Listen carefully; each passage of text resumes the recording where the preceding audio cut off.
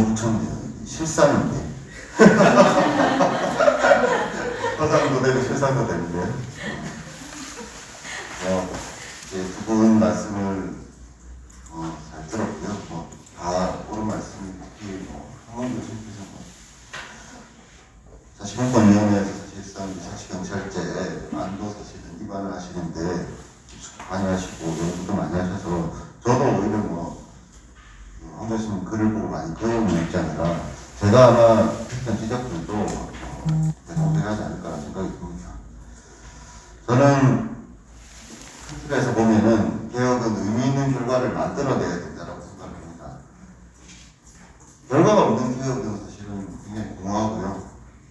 결과가 없는 개혁을 하겠다라는 주장은 그 자체로서 보면은 자족적으로 자기 만족적인 행위에 불과하고 개혁 자체를 하나의 이미지화시키고 상품화하는 것에 지나지 않는다는 생각이 듭니다. 이런 결과 없는 개혁을 주장하는 것은 실패를 예정하고 있기 때문에 실패를 또다시 경험해보고 싶다라는 의도가 아니라면 사실은 무의미하다는 생각이 들고요.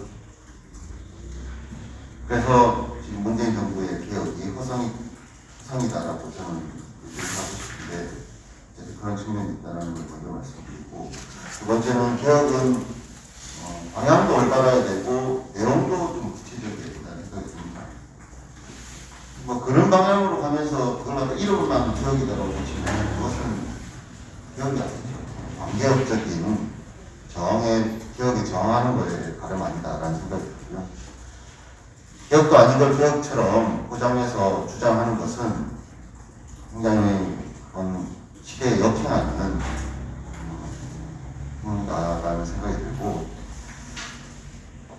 그런 측면에서 이 개혁의 방향과 내용의 측면에서 문재인 정부 개혁의 경찰개혁의 부분을 한번 짚어볼 필요가 있지 않나라는 생각이 듭니다.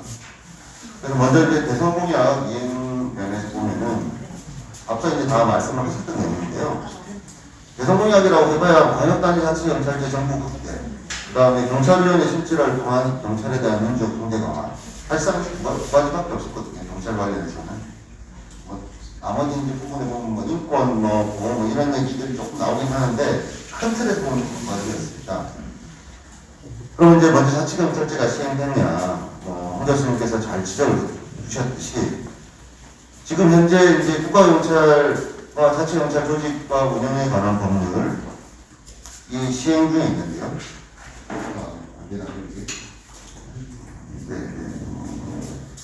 시행 중에 있는데요. 이것은 국가경찰 사무하고 자치경찰 사무를 구분했을 뿐입니다. 황 교수님께서 다 구체적인 내용 다 지적을 하셨고요. 그래서 경찰 조직을 그대로, 국가경찰 조직을 그대로 유지하는 것에 불과했고, 국가경찰 공무원이 소위 말해서 이제 형식적으로 구분된 자치경찰 사무도 동시에 수행하는 방식으로 해놨습니다. 그래서 자치경찰 사무가 국가경찰에게 위탁 처리되는 형태를 띄었는데 참 기이한 형태라고 생각이 듭니다. 지금 제가 이렇게 행정법이나 지방자치에 아주 제가 정통하진 않기 때문에 다른 모르겠습니다만, 제가 아는 범위 내에서 국가사무를 자치단체에 위탁하는 것은, 그 위임해서 처리하는 것은 많이 있습니다만은 자치사무를 갖다 국가에다 위탁해서 처리하는 것은 굉장히 기이한 형태가 아닌가. 어디에서 이런 방식을 생각해냈는지 참 독창적이다라는 생각이 듭니다. 그래서 표는 이제 앞서 보시고요. 22페이지고요. 그래서 이제 자치분권위원회나 아니면 경찰개혁위원회도 마찬가지고요. 그 다음에 홍익표 위원안이나 권은희 의원, 그 다음에 곽상도 위원안, 각각 이제 내용은 사실 좀 세부적으로 보면 다릅니다만, 큰 틀에서 보면 어쨌든 자치경찰제를 시행하는 데 있어서 자치경찰 조직과 업무의 독립성은 사실 전제하는 것이 아닌가라는 생각이 듭니다. 이걸 전제하지 않고서 자치경찰이라고 이름을 붙이는 것 자체가 사실 좀 적절치 않기 때문에, 그런 측면에서 보면은 사실 이제 지금 현재 시행 중인 자치경찰제라고 지금 명명하고 있는 것 자치경찰로 부를 수 있는 수준인가? 저는 아니다라고 생각을 하고요. 그냥 형식적으로는 자치경찰이라고 이름을 붙여놓고 대통령 공약상을 이행했다라고 주장하기 위한 것 이게 어떤 이게 긍정적 의미가 있는지 사실은 뭐 의문이 있습니다. 그리고 이 자치경찰제가 황교안 선생님께서 말씀하셨다시피 경찰권 분산을 위한 사실 중요한 제도였습니다. 사실 굉장히 유효한 방법이 되고요. 그런데 이제 경찰 비대화 내지는 경찰 권력에 대한 견제나 통제가 필요하다라는 의견이 많았고 그 의견을 어떻게 실현할 것인지 다양한 방법들이 제기됐는데 이렇게 자치경찰 많은 것을 자치경찰이라고 이름 붙여서 함으로써 국가경찰에 대한 개혁 요구를 무력화시키는 방안으로 이것을 활용하는 것이 아닌가. 대체 이걸 누가 이렇게 하려고 했던 것인지 궁금할 따름이고요. 이게 뭐 오랫동안 이런 법안이 이런 방식의 이런 모델이 오랫동안 논의라도 됐으면은 그 뿌리라도 찾을 수 있을 텐데 뜬금없이 갑자기 21대 국회에서 전격적으로 나온 아니거든요. 굉장히 의아한 것이라는 생각이 들고 이 전반적인 과정을 볼 때 문재인 대통령 공약사항은 여전히 이행되지 않는 상태에 있고 오히려 기만적인 제도 시행으로 경찰에 대한 통제를 포기한 것이 아닌가라고 저는 생각을 합니다. 사실상 공약 이행을 포기했다라고 선언한 것과 다르지 않다는 생각이 들고요. 그런 측면에서 자치경찰제는 시행되지 않고 있다 이렇게 저는 생각합니다. 다음으로 이제 대통령 공약사항 두 번째, 많지도 않은 대통령 공약사항이었는데 두 번째, 경찰위원회 실질화. 그런데 뭐 지금 현행법상 국가경찰위원회의 심의 의결사항이 예전의 경찰위원회 심의 의결사항하고 사실상 동일하고요. 본질적으로 달라진 게 없습니다. 위상이나 역할이나 뭐 어떻게 기능을 할 수 있는 활동력을 부여하는 것이나 다 뭐 동일합니다. 그렇기 때문에 예전의 경찰위원회가 사실 장식에 불과했다. 형식상의 기관 아니냐라는 비판이 있었고 그것 때문에 이제 경찰위원회 실질화가 필요하다라고 대통령 공약사항에까지 들어갔는데 이렇게 지금 개정을 해버리는 것은 사실상 개정한 것도 사실 없죠. 하는 것은 사실상 경찰위원회 실질화도 포기한 것이다 라고 보고요. 경찰위원회 실질화를 어떻게 할 것인지에 대한 방법론은 사실 다양할 수 있고 수준도 사실 논의해 볼 수 있다는 생각이 듭니다. 근데 이런 방식으로 이름만 바꾸면 개명만 해놓고 이걸 갖다가 지금 마치 뭔가 된 것처럼 하는 것은 역시 공약을 포기한 것과 다르지 않다. 공약을 공약 포기를 갖다 대외적으로 선언한 것과 같다라는 생각이 듭니다. 그런 측면에서 보면은 문재인 대통령의 대통령 공약 사항과 관련해서 경찰에게 이제 경찰 공약과 관련해서 크게 봤던 두 가지는 여전히 이제 시행되지 않고 있거나 아니면은 포기했다라고 볼 수 있다는 생각이 듭니다. 그 외에 다른 이제 경찰개혁 요구사항들은 어떻게 됐는지 볼 필요가 있는데요. 수사 기소를 갖다 분리할 수 있다. 이거 자체도 사실은 학술적으로는 여러 논의가 있을 수 있고 저는 사실은 관념적이다라고 굉장히 호구적이다라고 생각하는데요. 어쨌든 이걸 하나의 어떤 동력으로 삼아가지고 새로운 형태의 형사사법 시스템을 만드는 것 자체는 충분히 입법정책적으로 할 수 있다는 생각이 듭니다. 그런데 이게 마치 이제 검찰개혁을 위해서 검경수사권 조정을 한다. 이제 이 변호사님께서 이제 발제에 68년을 기다렸다고 하는데 저는 기다린 적이 없기 때문에 누가 기다렸는지는 잘 모르겠습니다만 어쨌든 초대 헌법 위반 과정에서 경찰 파수에 대한 우려 때문에 검찰에게 영장청구권을 줘야 된다. 영장청구권을 독점시키자. 내지는 영장청구권은 경찰에게만 준다라는 논의가 있었죠. 그때 얘기했던 경찰 파수의 우려가 사라졌나요? 경찰은 영장청구권이 없음에도 불구하고 이승만 정부 때, 그 이후에 군사정부 때 얼마나 활개를 쳤습니까?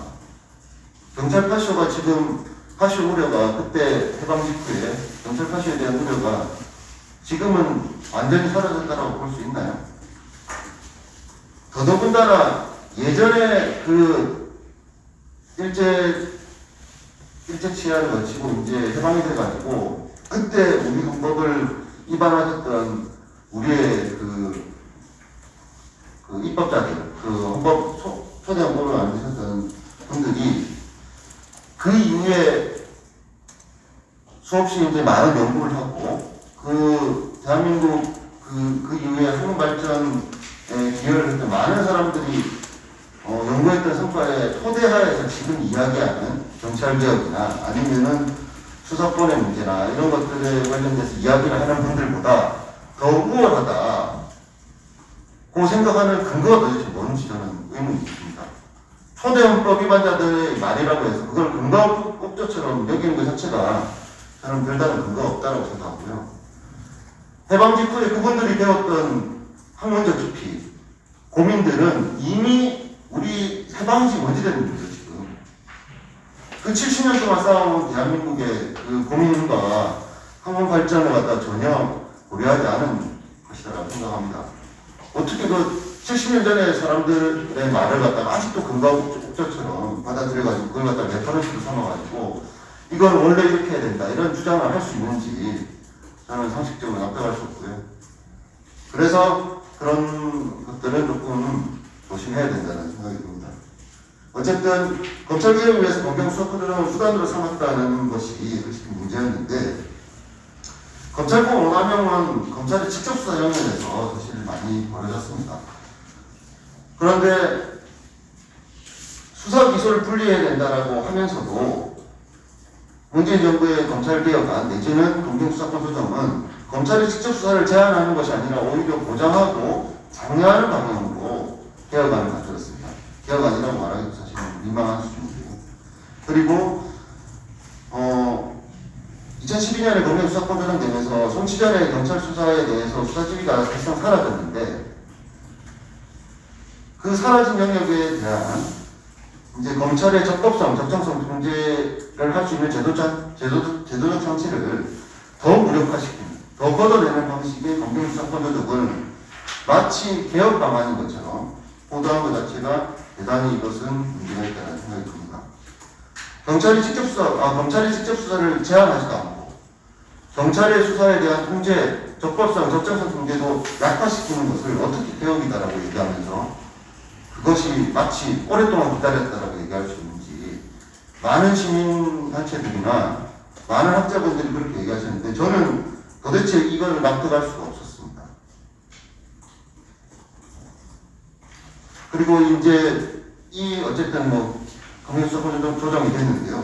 이 조정이 돼가지고 나아진 게 뭐가 있습니까? 경찰 수뇌부가 경찰의 수사에 대해서 내부적으로 통제하고 지휘 감독하는 그 권한만 강화된 것이죠. 무엇이 나와야 되는지 저는 사실 알 수 없고 검찰권 오남용을 줄이는데 어떤 기여도 하지 못했습니다. 그래서 이거는 검찰개혁이다라는 명분을 가지고 검경수사권 조정이라는 좀 뭔가 좀 다른 형태의 의도를 실현한 것이 아닌가라는 생각이 들고요. 저는 개인적으로는 형사사법 시스템 영역에서의 4대강 사업하고 동일하다는 생각이 듭니다. 4대강 사업할 때 그 토목 학회니 하시는 분들이 4대강 하면 어떻게 된다 이렇게 얘기했는데 다 허구적이다라고 말했었고요. 지금 이 검경수사권 조정도 마찬가지라는 생각이 듭니다. 그런 측면에서 이 부분에 대해서 분명히 좀 인식을 좀 하셔야 된다는 생각이 들고요. 이렇게 사실은 제대로 개혁을 못 해놓으니까 지금 중대범죄수사처럼 하자, 또 검찰개혁 시즌2 하자, 무슨 시즌 드라마 찍는 것도 아니고 개혁을 갖다 이런 식으로 하나요? 시즌2 끝나면 시즌3 하나요? 이거 언제 끝나나요? 이 종영이 언제 되는 겁니까?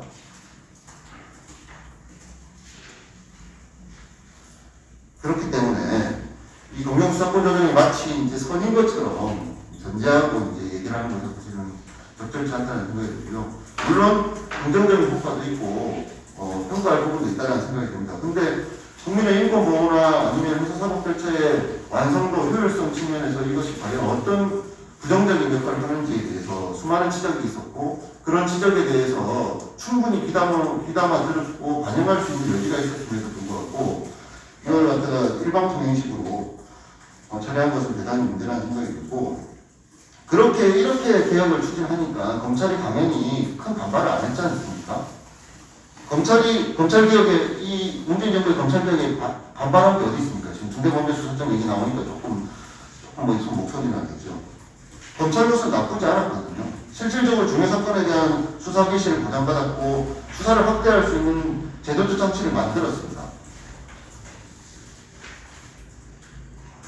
검찰로서 나쁘지 않았던 것이죠. 오히려 경찰의 나머지 사건에 대해서 경찰의 책임, 수사에 대해서 경찰의 책임으로 미룰 수 있는 것을 구조화시켰고, 그리고 경찰이 잘못한 것만 쏙쏙 찾아내면은 그걸 다 검찰의 그 성과로 내는, 검찰한테 거의 꽃놀이패를 준 거나 다름없죠. 그 꽃놀이패를 갖다 제도화한 겁니다. 이걸 어떻게 개혁이다라고 얘기할 수 있습니까? 이것이 어떻게 국민의 기본적인 인권을 보장하고 형사사법 시스템을 더 나은 방향으로 바꿨다라고 얘기할 수 있습니다. 그리고 뭐 경찰의 이제 수사정결법 문제로 얘기가 나오는데요. 수사정결법 관련해서도 사실은 이게 기소 기능의 일부인데, 수사정결 판단은 왜 경찰에는 또 기소 기능의 일부를 또 떼어줍니까? 말도 안 되는, 논리적으로 사실은 말도 안 되는 일들이 벌어지고 있다는 생각이 들고요. 그래서 경찰의 수사 자율성을 높여주고 수사의 적정성, 적법성 문제에 대해서는 별다른 역할을 하지 못했던 검경수사권 조정은 사실 제가 보기에는 반개혁적이다라고 봅니다. 더 나은 방향으로 개선할 수 있었고, 개선해야 됨에도 불구하고 엉뚱한 방향으로 가고 엉뚱하게 지금 제도 개선을 하면서 그걸 갖다 개혁이다라고 이름 붙여가지고 온 나라를 갖다가 둘러 쪼개고 결국에는 지금 아무것도 된 것도 없이 해가지고 검찰개혁 시즌2를 하고 마치 시청자를 우롱하는 드라마 시즌Z처럼 그렇게 하는 것 자체는 대단히 문제다라는 생각이 듭니다. 그리고 이제 경찰 수뇌부 내정 지휘부에 경찰 수사에 대한 내부 관여를 어떻게 제도적으로 막을 것인지에 대해서도 사실 고민이 없었습니다.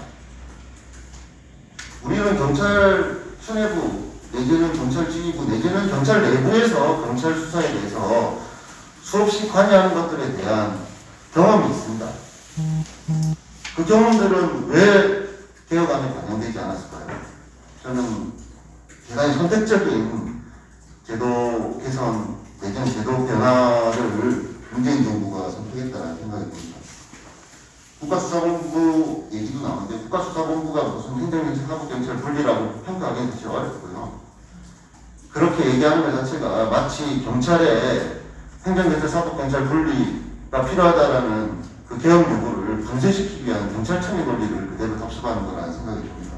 그렇기 때문에 대단히 적절치 못하다는 생각이 들고, 초대 국가수사본부장을 이제 경남지방경찰청장 하시던 분을 이제 마치 승진발령 내는 것처럼 임명을 했는데요. 그분의 능력, 그분의 어떤 그 수사 독립에 대한, 수사권 행사의 어떤 적정성에 대한 생각이나 의지와는 별개로 이것은 구조적으로 문제가 있다는 생각이 듭니다. 원래는 20대 국회에서 나왔던 안들 중에서 크게 보면은 홍익표 의원안, 그다음에 진선미 의원안 이런 데서는 훌륭한 기한을 주도록 돼 있었습니다. 현직 경찰이 바로 임명되지 못하도록. 근데 이제 그게 바뀌면서 김영배 의원안에서 갑자기 이렇게 돼버렸는데 대체 왜 그렇게 됐는지도 사실 알 수는 없고요. 그렇습니다. 그래서 이제 검경수사권 조정도 사실은 제대로 된 기업이다라고 볼 수 없고, 수사 과정에 대해서 적절히 경찰 수사에 대한 통제나 내부 관여 문제에 대한 해결책을 제시하지 못했기 때문에 이런 것들을 사실 개혁이다라고 평가하기 어렵다는 생각이 듭니다. 정보경찰 개혁 문제도 역시 마찬가지인데요. 정보경찰 해체해야 된다라고 얘기하면 범죄정보 수집 어떻게 하냐 이렇게 얘기하시는 분들이 있는데, 이건 정보경찰이 뭘 하는지를 모르는 분들이 하시는 얘기라는 생각이 듭니다. 바로 이게 정보경찰이 뭘 하는지 모르는 것들을 정보경찰들은 정보경찰 개혁의 방어막으로 삼고 있었고, 그것들이 지금 사실은 죽여지고 있다는 생각이 듭니다. 그래서 17페이지인데요. 정보경찰과 관련해서 사실은 정보경찰을 개혁해야 될 필요성들은 여러 가지 있습니다만은 너무 권력지향적이다, 정식화 활동이. 정보경찰을 위해서 시키면 불법도 다 감수하고 해왔거든요. 불법 감수성이 너무 권력 앞에서는 협동하지 않는 거 아니냐. 권력의 필요를 미리 예측해서 준비를 하고 권력의 요구에 순응하는 것 자체가 정보경찰의 덕목인 것처럼 그동안 정보경찰들이 활동을 해왔고 그것에 대해서 처벌도 제대로 이루어지지 않았습니다. 일선의 경찰들에 대한 인적 쇄신도 없었고요. 제도 개혁이 안 되면 인적 쇄신이라도 해야 되는데 문재인 정부에서는 그 자체를 하진 않았습니다. 오히려 정보경찰에 더 큰 역할을 부여하고 칭찬을 하고 조직을 더 키워주고 이런 것들이 있죠. 정보경찰의 또 다른 폐해는 정책 결정에 과도한 영향력을 행사한다는 겁니다. 지금 현재는 어쨌든 국정원이나 기무사, 옛날 기무사의 정보보호가 없기 때문에 이 정책 결정에 있어서 그 경찰의 정보가 사실상 유일한 이제 정보 수급 수단 뭐 이 정도로 볼 수 있을 것 같습니다. 그래서 정보 불균형을 문재인 정부가 스스로 자처한 셈인데 단기적으로는 국정원 국내정보 보고 안 받는다고 하고 기무사 보고 안 받는다고 했으면은 뭔가 다른 목소리 정보 채널을 만드는 활동을 했어야 되는데 그것들에 대해서 지적을 하고 그걸 이렇게 해야 된다는 거 얘기했는데 문재인 정부가 안 했죠. 경찰 정보만 그냥 목 놓아서 기다리면 우리 경찰은 잘하고 있다 이렇게 했던 거 아니겠습니까? 그래서 정보의 경쟁 상황이 없어져 버렸고요. 정보를 독점 공급하게 되고 청와대는 정보를 편식해서 이렇게 경찰에게 사실상 정책 결정에 주도권을 주는 형태가 되어버렸습니다. 그러니까 검경수사권조정이나 자치경찰제나 정보경찰 개혁이나 이런 분야에서도 경찰 의견대로 다 되는 것이죠. 그리고 정보경찰에 대해서는 지금 통계 시스템이 없습니다. 구조적인 어떤 통제 장치가 사실 없고요. 사실상 정보경찰은 청와대 눈치만 보기 때문에 청와대하고 직거래를 하고 있기 때문에 청와대만이 사실 제어할 수 있는데 청와대의 정보를 독점으로 공급합니다. 늘 청와대의 정보에 목말라 있는데 독점으로 정보를 공급하니 당연히 경찰청이 청와대 하위에 있습니다만은 경찰의 우위가 당연히 있을 수밖에 없죠. 그래서 이 독점적인 정보 공급으로 인해서 상당한 피해가 발생하고 있다는 생각입니다. 활동 방식은 비민주적인데요. 그 부분들은 봐주시면 될 것 같고요.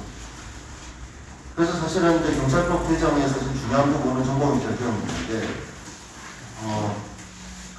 그것이 사실 안 됐죠. 그리고 경찰관 직무집행법도 이제 3월 23일 시행되는 법을 보면은 정부활동의 근거를 신설해가지고 범죄, 재난, 공공갈등 등 공공안녕에 대한 위험 예방과 대응을 위한 정보를 수집 작성 배포할 수 있고 이에 수반되는 사실 확인할 수 있다고 되어 있습니다.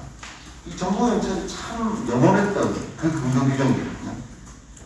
여기 공공갈등이 왜 들어가면 공공갈등이 왜 경찰 기준이 있습니까? 경찰 활동하고 무슨 관계, 치안 활동하고 무슨 관계가 있습니까? 그리고 이것을 위한 사실 확인할 수 있는 근거 규정을 뒀죠. 경찰이 바로 목 놓아 기다리던 그것이 지금 이렇게 3월 13일 시행될 예정입니다. 이 법이 통과될 때 많은 의견들을 냈죠. 그런데 정부 여당은 전혀 듣지 않았습니다. 부작용에 대해서 경고를 했고 이렇게 되면 안 된다라는 의견을 냈음에도 불구하고 무시하고 갔습니다. 결국에는 정부경찰 관련해서 역설적 법제화가 성공한 셈인데 그 경찰이 오랫동안 바랐던 이걸 왜 이렇게 하는지 저는 도저히 납득할 수 없습니다.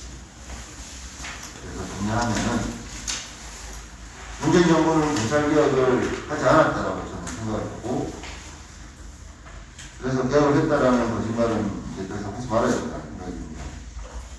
시민사회도 사실은 이제 정부가 기만적인 개혁 발의를 할 때 방관했고 비판을 해야 될 시기, 지점에 대해서 적절한 행동을 못했습니다. 경찰은 지금 어떻게 됐습니까? 지금 완전 날개를 달아서 날아다니지 않습니까?